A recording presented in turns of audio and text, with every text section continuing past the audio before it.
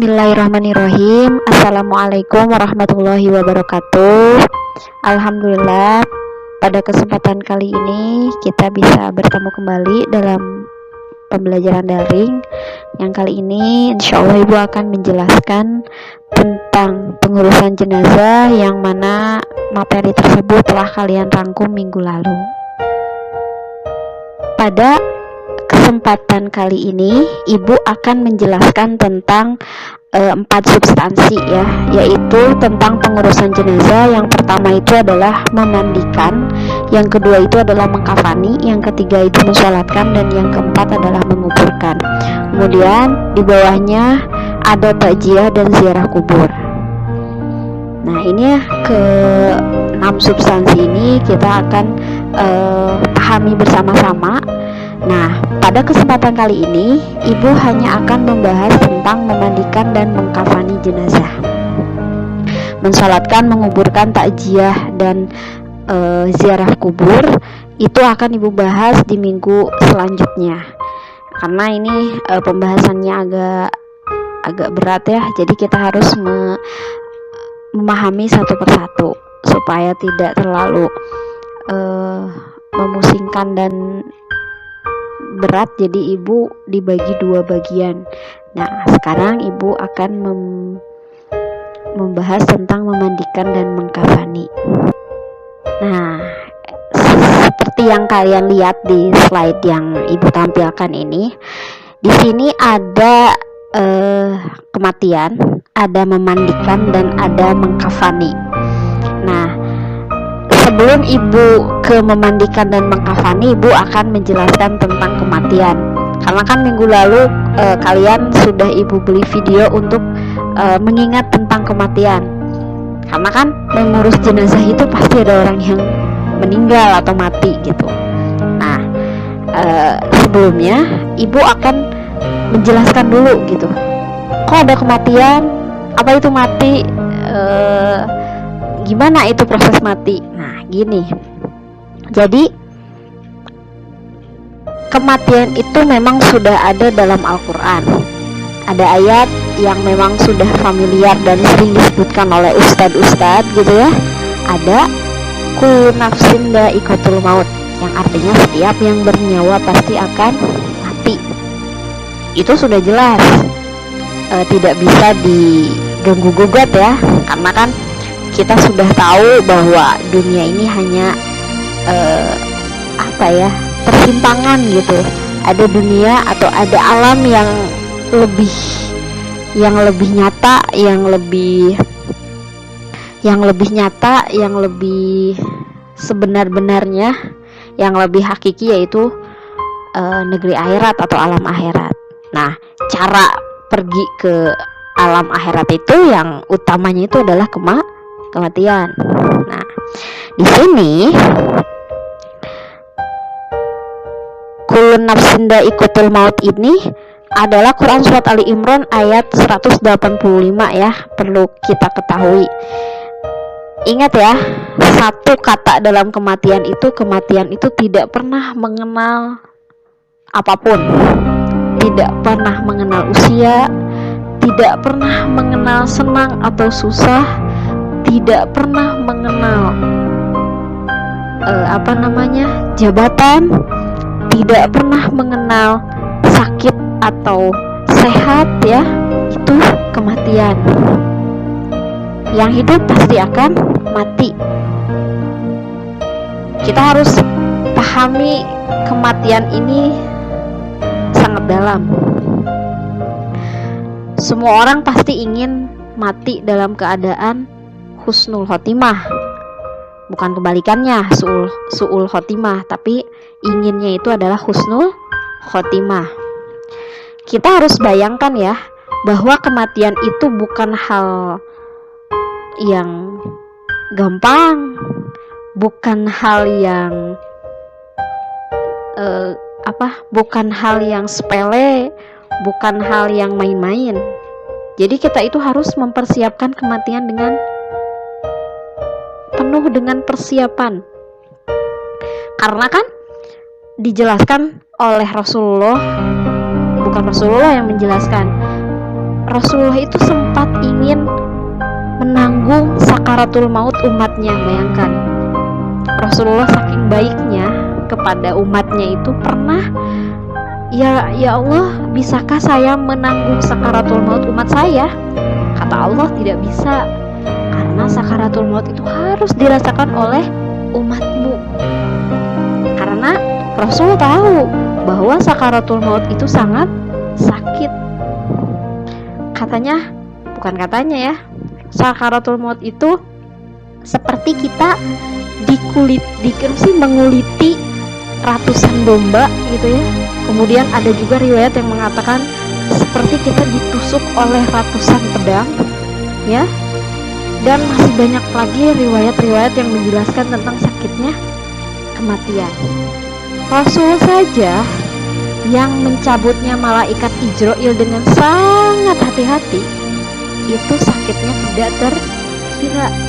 Bayangkan. Maka Rasulullah itu ingin menanggung sakaratul maut umatnya. Saking baiknya itu Rasulullah. Sempat kan ketika Rasulullah akan dicabut nyawanya oleh malaikat Ijroil itu tidak mau mencabut nyawanya kekasih Allah, yaitu Rasulullah. Tapi ini tugas, ini harus saya lakukan. Meskipun malaikat Ijroil itu mengambil atau memakai cara mencabut nyawa itu yang paling nikmat, tapi tetap Rasulullah merasakan sakit. Jadi kita menuju akhirat itu harus ada yang namanya kematian. Kita selalu mendambakan surga, neraka, dan lain sebagainya, kehidupan akhirat, tapi tiket paling utama itu adalah kematian. Ibu jelaskan di awal bahwa kematian itu tidak pernah mengenal sakit atau sehat, tidak pernah mengenal tua muda dan lain sebagainya, tidak pernah mengenal suka atau duka, tidak pernah mengenal sakit kaya atau miskin. Tidak, kematian itu mengintai setiap orang ya. Jadi dari substansi yang akan kita bahas, faktor utama itu adalah kematian. Yang pertama sakaratul maut. Katakan kita sering kan berdoa, dalam doa itu adalah kalau dalam doa itu ada Allahumma hawin alaina fi syakaratil maut. Itu salah satunya itu adalah untuk mempermudah kematian gitu kan. Karena kita itu rata-rata ingin apa? Ingin husnul khotimah, mati dalam keadaan baik, mati dalam keadaan mengingat Allah. Ya, kita mulai dari sekarang ya. Mati dalam ingin husnul khotimah berarti dari sekarang kita harus persiapkan. Ya memang ada husnul khotimah di akhir, tapi kita persiapkan karena mati itu mengintai setiap hari, setiap saat. Kalau kalian bilang cinta sejati itu adalah pasangan kalian, orang tua kalian dan lain sebagainya, sebenarnya tidak. Cinta sejati kita itu adalah kematian. Karena setiap hari, setiap waktu kematian itu mengintai kita.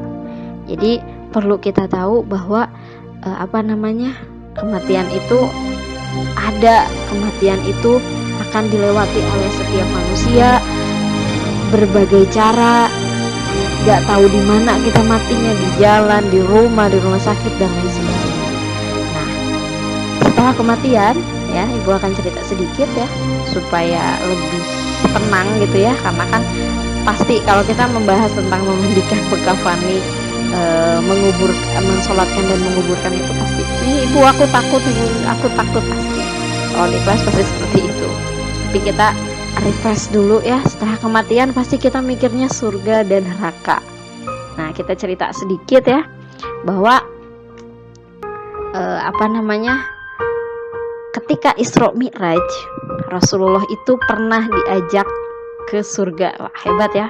Kalau Rasulullah itu diajak jalan-jalannya bukan ke luar negeri lagi, tapi sama Allah, tapi diajaknya ke surga. Wah, subhanallah ya. Nah, Rasulullah itu pernah diajak ke surga. Di surga itu mengalir 4 sungai ya. Yang sungai yang pertama itu sungai dari air bening. Kemudian sungai yang kedua itu adalah sungai dari arak. Kemudian yang ketiga itu sungai dari susu, dan yang keempat itu adalah sungai dari air madu yang jernih. Bayangkan, Rasulullah itu pernah diajak ke surga, jalan-jalan. Rasulullah itu hebat ya, ketika Isra Miraj itu dibawa jalan-jalan ke surga. Nah, ketika itu Rasulullah diajak ke surga, melihat 4 sungai itu. Sungai air bening, sungai arak ya, sungai susu, dan sungai madu gitu. Nah, kemudian Rasulullah kan cerdas ya. Ketika itu Rasulullah berkata, wahai malaikat, ini sumbernya dari mana?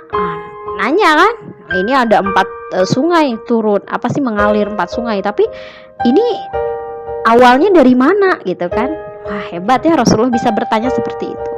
Kemudian kata malaikat, beneran kamu ya Rasulullah mau tahu? Ya jelas mau tahu ya, sungai besar ini, 4 sungai besar ini mengalirnya dari mana. Ternyata Rasulullah diajak oleh malaikat itu jalan ya ke suatu bangunan. Itu bangunannya megah sekali ya, itu seperti masjid, ada kubahnya, kemudian ada pintu. Rasulullah diajak ke sana. Ketika sudah ada di depan pintu, pintunya itu sangat mewah.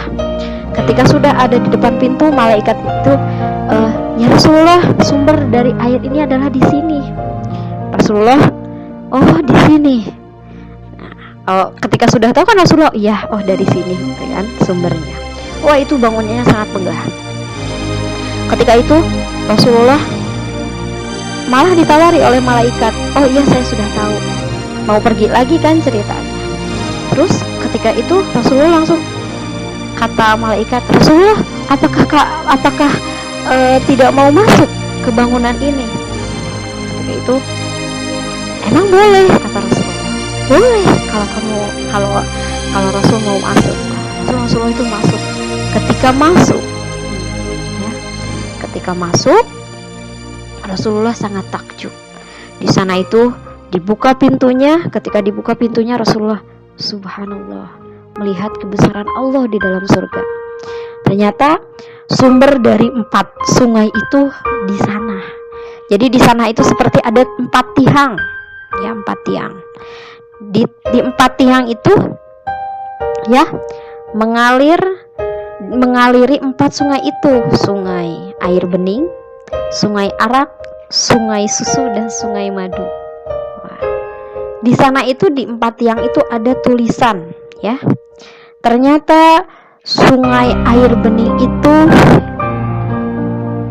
awalnya itu ada bacaan bismillah. Nah, yang mengaliri sungai air bening itu adalah huruf mimnya. Yang kedua, di tiang yang kedua itu ada Allahu, ada tulisan Allahu. Nah, tulisan Allahu itu ada kata hu-nya. Nah, kata hu-nya itu adalah mengaliri sungai susu. Kemudian di tiang yang ketiga itu ada kata Ar-Rahmani. Nah, di sana ada huruf mimnya. Ternyata huruf mim itu adalah yang mengaliri sungai Arak. Kemudian di tiang yang keempat itu ada Ar-Rahimi. Kemudian itu ada huruf mimnya kan. Nah, mim yang Ar-Rahimi itu mengaliri sungai Madu. Bayangkan. Wah, subhanallah. Nah, dari situ berarti itu mengisyaratkan bahwa apapun yang kita lakukan, apapun yang kita niatkan, awali dengan kata bismillah. Saking terlalu agungnya ketika Rasulullah diajak jalan-jalan ke surga. Wah, subhanallah. Ketika Isra Miraj, hebat, Rasulullah itu diajak jalan-jalannya ke surga. Melihat sungai air bening, melihat sungai susu, melihat sungai arak, dan melihat sungai madu. Bayangkan, itu adalah Allah. Jadi jangan takut akan kematian, ya, jangan takut akan kematian. Mudah-mudahan kita mati dalam keadaan husnul khotimah ya. Terus ada pertanyaan, Bu, kenapa suka ada yang mati matanya terbuka? Bu, kenapa suka ada yang mati dalam keadaan tersenyum? Bu, kenapa suka ada yang mati dalam keadaan menyakitkan? Itu tergantung kita. Ibu, kenapa ada orang yang meninggal itu dalam keadaan tersenyum? Ketika ruh diangkat atau dicabut dari jasad kita, berarti itu ada alam yang diperlihatkan oleh malaikat Ijroil. Ketika seseorang mati dalam keadaan tersenyum, berarti dia diperlihatkan keindahan surga. Meskipun sakit, dia tersenyum karena telah melihat keindahan surga. Ibu, kenapa ada yang matinya seperti tersakiti? Ya, berarti itu diperlihatkan yang namanya neraka. Ibu, kenapa suka ada yang meninggalnya itu dengan gampang? Ya, itu berarti amal perbuatannya. Jadi mati itu pasti ada yang namanya sakaratul maut. Jadi awalnya ibu membahas tentang kematian ya. Ingat ya, apapun, dimanapun, bagaimanapun, ingat Allah. Allah itu dalam nama kata Allah saja itu sangat agung ya. Allah itu tidak bisa diganti, dihilangkan hurufnya pun tetap. Misalkan nih, Allah dihilangkan la yang pertama jadi lillahi, itu tetap Allah. Dihilangkan misalkan lam yang kedua jadi lahu, itu tetap Allah. Kemudian dihilangkan lam yang ketiga jadi hu, itu tetap Allah. Itu kehebatan dari namanya saja, dari kata Allah. Beda dengan kita manusia. Misalkan nama ibu Tesa, misalkan dihilangkan T-nya jadi Esa, jadi udah berbeda lagi kan, bukan nama asli. Dihilangkan E-nya jadi Sa, jelas itu. Kalau ibu dipanggil Sam doang gak akan nengok. Tapi Allah dihilangkan lam pertama jadi lillahi, tetap Allah. Dihilangkan lam yang kedua tetap Allah, lahu. Dihilangkan lam yang ketiga hu, tetap Allah. Nah kan? Tetap ya, dimanapun, kapanpun, sedang apapun, ingat Allah. Tidak harus diucapkan dengan lisan, cukup dalam hati ya. Jadi prolog kita diawali dengan yang namanya kematian. Nah, sekarang kita akan membahas tentang memandikan dan mengkafani. Nah, dalam memandikan dulu kan, ibu mau bertanya dulu. Jadi ada dua hukum dalam ilmu fikih yang dasar itu. Yang pertama ada fardu ain dan ada fardu kifayah. Ya. Fardu ain itu adalah kewajiban yang harus dilaksanakan oleh diri pribadi masing-masing dan tidak bisa diwakilkan kepada orang lain. Itu adalah fardu ain. Seperti sholat itu termasuk fardu ain, puasa Ramadan itu termasuk fardu ain. Kemudian hukum mempelajari ilmu tajwid itu termasuknya fardu ain. Berarti kewajiban-kewajiban tersebut tidak bisa diwakilkan kepada orang lain. Kemudian ada yang namanya fardu kifayah. Fardu kifayah itu adalah sebuah kewajiban yang termakum, ya pasti yang diwajibkan kepada setiap orang, tapi bisa diwakilkan oleh sebagian orang. Di antaranya itu adalah ya ini pengurusan jenazah. Contoh gampangnya, dalam satu kampung atau satu wilayah misalkan ada orang yang meninggal, satu kampung itu tidak mengurus jenazah tersebut, berarti dosa itu satu kampung semuanya. Nah, beda lagi ketika misalkan dalam satu kampung tersebut ada orang yang meninggal, sebagian orang ada yang mengurusnya, misalkan ada yang memandikan, ada yang mengkafani, ada yang mensolatkan, ada yang menguburkan. Nah, misalkan, itu menggugurkan semua kewajiban satu kampung tersebut yang dinamakan fardu kifayah gitu. Jadi ada dua fardu yang dalam ilmu fikih itu, yaitu fardu kifayah dan fardu ain. Nah, ini hukum mengurus jenazah itu termasuknya adalah fardu kifayah, artinya bisa dilakukan oleh sebagian orang, maka gugurlah kewajiban semua orang. Yang pertama itu adalah memandikan, ya. Ketika seseorang dinyatakan meninggal, ya, yang pertama yang harus kita lakukan itu adalah memejamkan matanya. Yang sampai jenazah itu dalam keadaan mata terbuka gitu. Yang kedua, tutuplah seluruh badan dengan kain. Karena kan tetap meskipun orang meninggal, auratnya itu tetap tidak boleh dilihat oleh orang lain, ya. Misalkan kecuali muhrimnya. Kemudian yang ketiga itu adalah ditempatkan di tempat yang aman. Jangan sampai kita menempatkan jenazah di tempat, misalkan di tempat yang banyak binatangnya, banyak binatang buas dan lain sebagainya. Tetap ya, jasad manusia itu terhormat meskipun sudah meninggal. Kemudian yang keempat itu adalah bagi keluarga atau sahabat itu dilarang mencium si mayat. Karena ada hadis yang mengatakan bahwa indra-indranya itu masih bekerja. Ketika disentuh itu merasakan sakit. Bahkan jangan terlalu banyak disentuh, jangan terlalu banyak ditangisi, karena itu berat kepada jenazah. Seperti kita tidak ikhlas tentunya. Karena itu sudah ketetapan Allah, sudah qadarullah, itu sudah seharusnya. Kita pun nanti pembelajarannya akan merasakan atau ada di posisi itu gitu. Kemudian yang pertama itu adalah memandikan. Nah, di sini awalnya atau hal-hal yang pertama yang harus kita perhatikan dalam memandikan jenazah itu adalah, ingat ya, orang yang memandikan jenazah itu harus orang muslim. Misalkan tidak boleh yang meninggalnya muslim, yang memandikannya orang lain itu beda agama gitu kan.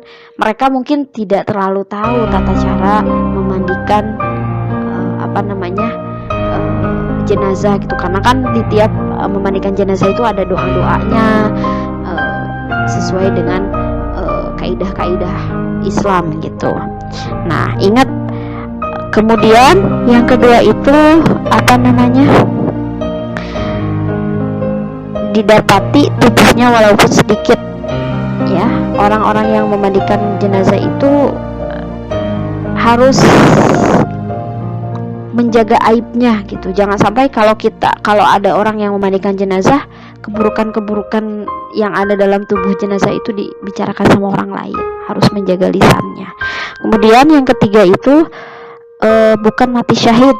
Ya, itu bisa dijaga. Itu kita sudah tahu ya, kalau yang mati syahid itu boleh dikuburkan dengan baju dan darah yang bercucuran, karena itu akan menjadi saksi bahwa dia itu seorang syuhada atau pejuang di jalan Allah gitu. Kemudian orang yang berhak memandikan jenazah itu, ingat ya, harus muhrimnya. Ya kan ada orang yang meninggal perempuan, ingat yang memandikannya harus perempuan.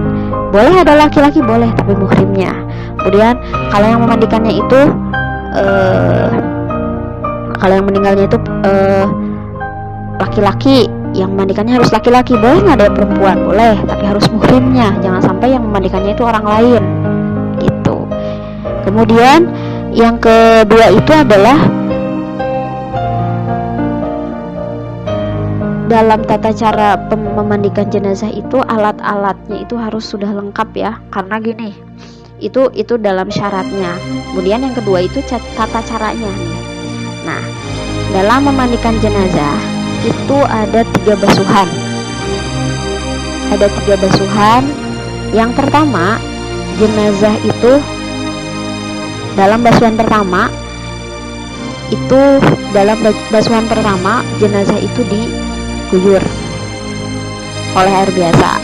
kemudian digosok-gosok biasa ya, seperti mandi kita, dibersihkan semuanya, kotorannya dikeluarkan. Jadi kalau yang sudah meninggal itu kotorannya dikeluarkan dan lain sebagainya.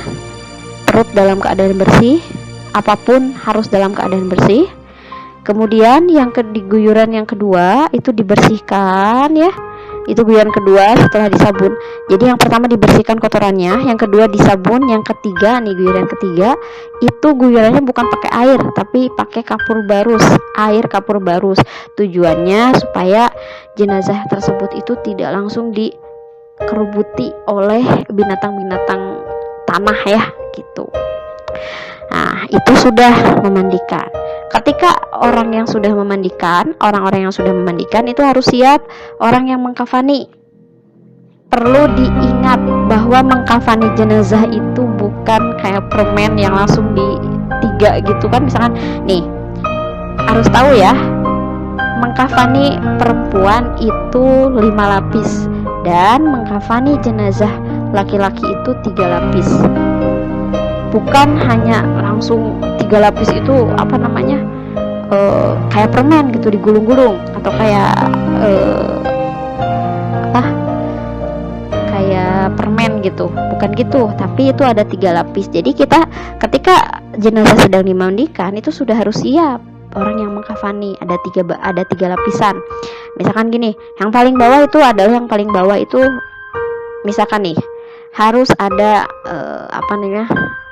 tutup kepala untuk perempuan, harus ada gamis, harus ada daleman, harus ada daleman, kemudian harus ada baju pendek dan harus ada rok gitu. Nanti yang terakhir, di balutan yang terakhir baru itu dibungkus dengan pakai tali. Kemudian yang laki-laki pun sama, laki-laki itu harus ada gamis yang menjulang ke bawah, kemudian harus ada daleman juga. Nanti ibu akan share videonya untuk memandikan dan mengkafani. Ibu hanya menjelaskan teorinya saja. Mungkin untuk pembahasan segitu, memandikan dan mengkafani cukup sekian. Nanti ibu akan perlihatkan videonya kepada kalian supaya lebih jelas. Jadi ibu hanya membahas tentang teorinya saja kalau di sini. Untuk prakteknya nanti ibu akan men-sharekan videonya. Terima kasih, semoga kalian mengerti tentang memandikan dan mengkafani. Di hari ini semoga kita bisa mengambil pelajaran-pelajaran yang ya, karena kan agama itu tidak hanya kalian hafal tapi harus memahami. Takut akan kematian, kita bisa bisa mengambil pelajaran dari setiap yang terjadi dalam kehidupan sehari-hari kita. Cukup sekian dari ibu, kita lanjut ke pertemuan selanjutnya ya, tentang mensolatkan, menguburkan, takziah dan ziarah kubur. Sampai jumpa. Terima kasih. Wassalamualaikum warahmatullahi wabarakatuh.